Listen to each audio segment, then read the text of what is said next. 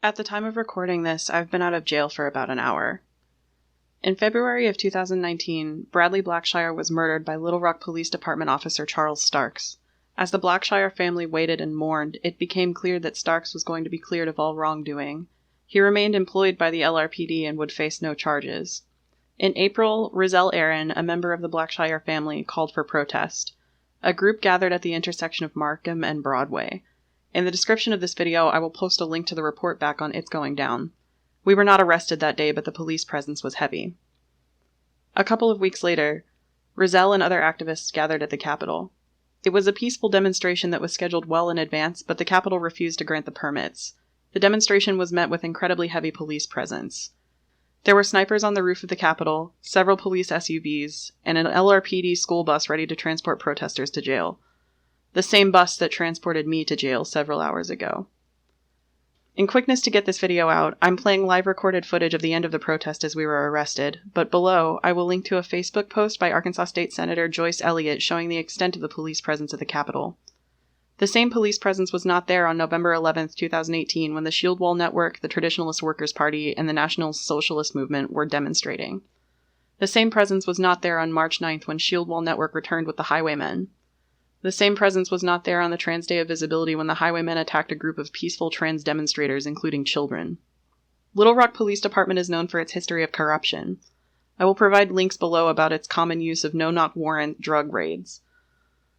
There has not been a single conviction for any LRPD officer-involved shooting. Starks was fired from his job at the LRPD, but Little Rock police lawyer Robert Newcomb ensures that murderous officers are rehired after they are rightfully fired. Mayor Frank Scott Jr., Little Rock's first black mayor, was heralded by some as a beacon for the black community, but has taken oversight powers of the LRPD into the mayor's office. Pulaski County prosecutor Larry Jegley refuses to press charges on Charles Starks. That's where today's story begins. Shortly after 1 p.m., Little Rock activists, myself included, gathered outside Pulaski County prosecutor's office to demand justice for Bradley Blackshire's murder. As the small crowd began to gather, we proceeded into the street to block the intersection of 3rd and Spring. The protest's demand was simple. We wanted an audience with Larry Jegley. Little Larry refused. Instead, we were met with LRPD stopping traffic at least 1 block in each direction from the intersection. We continued to occupy the east crosswalk over 3rd Street. Officer White of the LRPD came forward and announced that we had an unlawful gathering and that we would be arrested in 2 minutes if we remained. At the request of the Blackshire family, we peacefully exited the street and remained on the sidewalk. We began to march peacefully on the sidewalk westward towards Broadway Street. We peacefully crossed the streets repeatedly as a group.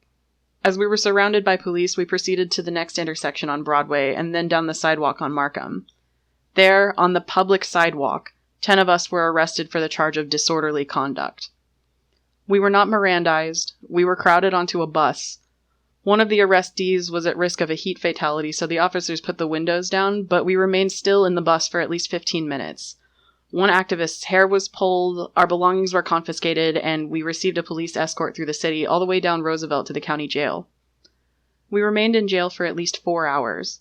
They brought us out several times, fingerprinted a couple of us, and then took us back. During that 4 hours, we were told they were doing paperwork. We were not advised of our rights, and we were not allowed phone calls. Luckily, several people present were live on Facebook, and our comrades were working tirelessly on the outside to make sure we were safe. I'm out of jail, and I'm mad as hell. This will not end the call for justice for Bradley Blackshire. I fully believe the LRPD intended to make an example of us, and they have. We will not back down, and the people of Little Rock will not back down. We demand justice for Bradley Blackshire's family, and we demand accountability for the Little Rock Police Department, the City of Little Rock, and Pulaski County. Police the police.